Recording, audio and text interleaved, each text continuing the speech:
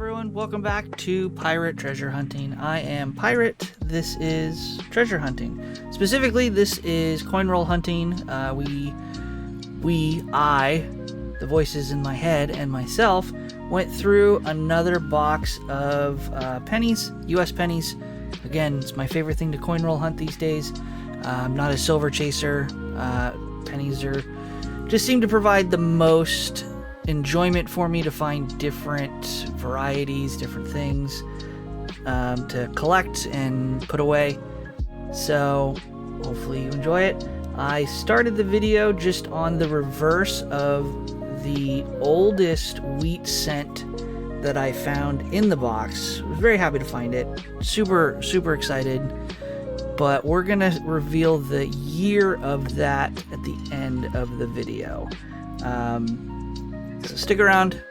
Don't forget you can watch me stream a variety of video games over on twitch.tv/PiratePoundTown, and of course my main YouTube channel, Pirate Pound Town. So we have, real quick, just the 2009 Lincoln Memorial scents that I pull aside when they're in good condition. I won't show the base of the coin just because it's Lincoln's head as normal, but I like putting these aside when I find them in really good condition. Again, I'm not finding as much as I used to in boxes of these 2009s. I don't know if they got hoarded. I certainly went through my collection. I was hoarding every single one that I found, basically, unless it was in absolute garbage condition. But no matter how worn it was, what condition it was, I would hoard it. I went through and I culled my collection, and I only save the really good condition ones now. Everything else I released back into the wild, so just to make space in the tube box. But those are the three that I found. Also, real quick, while I of course look through for a bunch of different varieties, I look at the 1992 for the wide and close AMs and other varieties. I didn't find anything in the box, so the other thing that I pull aside are copper pennies that are in very fine condition or better. Again, not really worth too much, but 1980 D. Again, who doesn't like... I didn't show the reverse of the other coin, but that's okay. Who doesn't like shiny coins? These all live in a tube until I find my Lincoln scent binder. I'll go through and I'll see if these are in better condition than what are in the binder. I couldn't find the binder. I couldn't find my folder. I don't know why. I've got everything else. I've got all of the other folders, the nickels, the dimes, the quarters, but I could not find... I used the pen so that you don't have to see my hand, but I could not find my folder, so I'll have to take a deeper look. I also don't think I have ever bought a folder for Lincoln Scents once for the Shield when they transitioned over from the Memorial to the Shield. I don't think I ever bought a folder and have kept a folder for those, so that's probably going to be a purchase I make here in the near future if I don't already have one. CB, you know what, we're gonna... I don't know if I noticed that when I pulled it aside, but just to save room in the collection, we'll kick that one back out to the wild. And the oldest copper that I found that was in good condition for me that I wanted to put aside was a 1975, of course, backside. The other thing, of course, that I always pull aside would be Canadian pennies, our extinct friends to the north. We'll go in youngest to oldest, 1997. These I always pull, just like wheat scents, no matter their condition, just because, oops, they're extinct. And it's always fun 1968. It's always fun. I should also probably get a folder for these, and just to signify, these are what I find in my coin roll hunting. I don't go online and buy or collect Canadian cents that way. These would just be a representation of the cents in what I find in circulation here in the United States. 1965 would be the oldest that I found in this box. But yeah, it was kind of fun. But the main draw, my favorite thing to look for, besides obviously Indian head pennies, would be the wheat cent pennies. And I actually found quite a nice stack. I don't know how many there are. There's 13, 15 wheat cents that I found in this box, starting youngest to oldest, and I think I got it right this time. My last video, I had the order mixed up in the dates, but hopefully I got it right this time. 1958 Denver to start things off. Again, super common. I will always pull a wheat cent from circulation.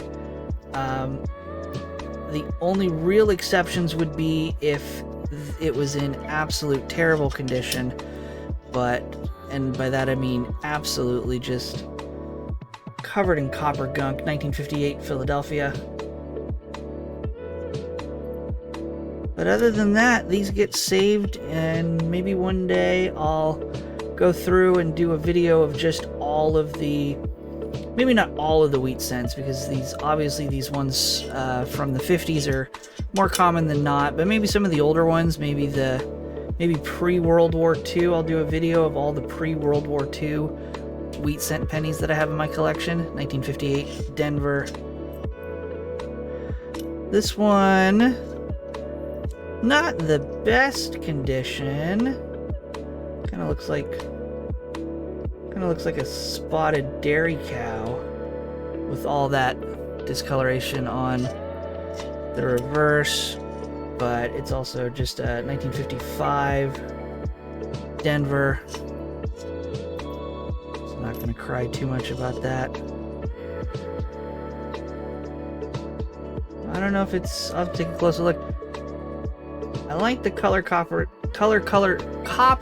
color here in the tip of the wheat stalk. That's kind of cool, just showing up on the microscope there. Don't know if it's the lighting or not. This would be a 1955 Philadelphia. A lot of 50s, of course. Always what we're gonna get. It doesn't show up too much on the microscope, but there's some scratches throughout the reverse back here. So, also again, not too terribly disappointing. 1952 Denver. Are we finally out of the 50s and into the 40s? Again, nothing too special to write home about.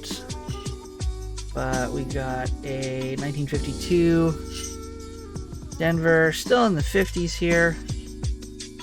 One's in a little bit better condition, I think.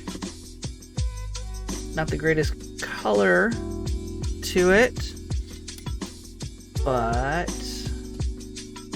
1956 Denver.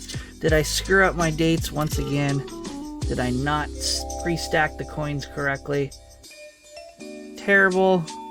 Not terrible, but I mean, we got all this gunk here in the top right. And 1945, we're finally into the 40s. I didn't get any high 40s in this box. No 46s, 47s.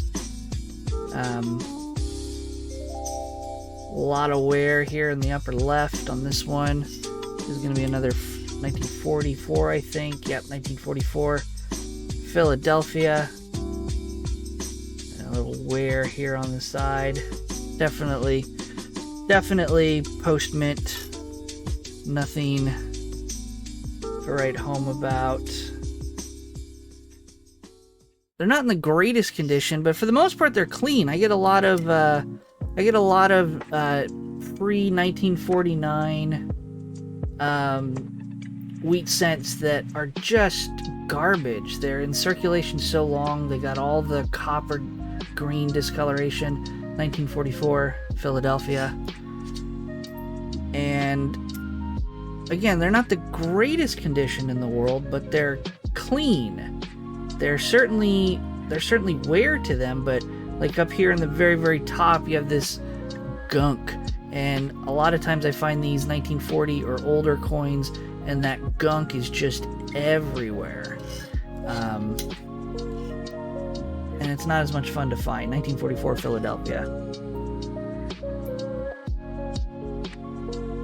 But it's really nice just to have a nice clean coin, even if there's wear to it, without all that gunk, without making it seem just a dirty coin. 1939S, out of the 40s into the 30s, and I've still got three to go. The third oldest coin I found in the box, a lot of wear, not a lot of distinction in the tips or the bases of those wheat stalks, but this one is gonna be a 1929 San Francisco. Really cool to find anything 1929 or older. Second to oldest wheat cent here in the box. Kind of interesting. I'm looking at it. I'm eyeballing it. This is not mint damage. I don't think this would be a cracked die or anything fun like that. I think this is all post mint, where it kind of looks like a die crack on the microscope, but eyeballing it, it looks more like just a big scratch across the back. But still, it'll go in the tube. We'll still have it. We can always reevaluate it later. Another 1929 San Francisco, which leads us back to the very beginning of the video. This coin here, the oldest that I found in the box, and I really, really was excited to find it. It's let's approach it from trying to get it up here without revealing the date. That's gonna be as good as we're gonna get.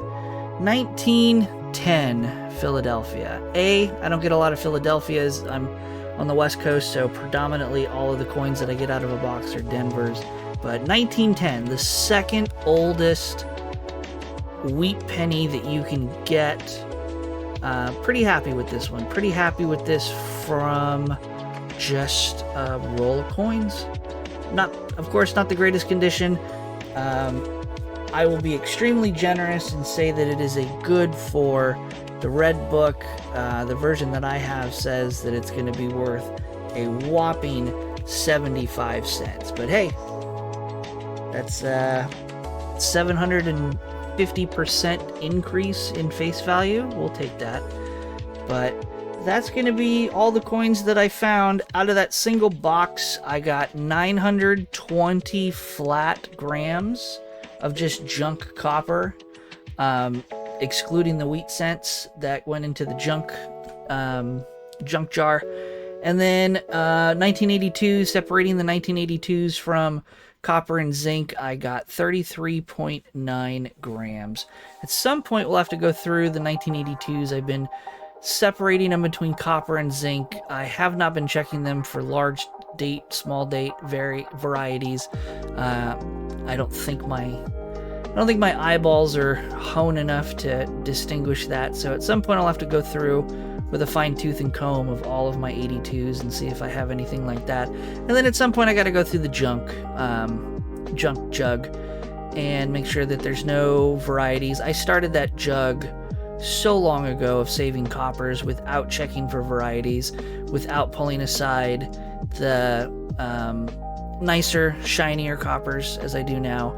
So there might be some treasures in there that would be worth it. We'll do a video on that, probably a series of videos on that. I'll take it in segments.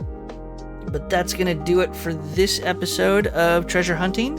Thank you so much for joining, And don't forget to like and subscribe if you want to see more. Don't forget to check out my Twitch channel, Pirate Pound Town, on Twitch TV for a variety of video games, and my main YouTube channel, Pirate Pound Town. Thank you.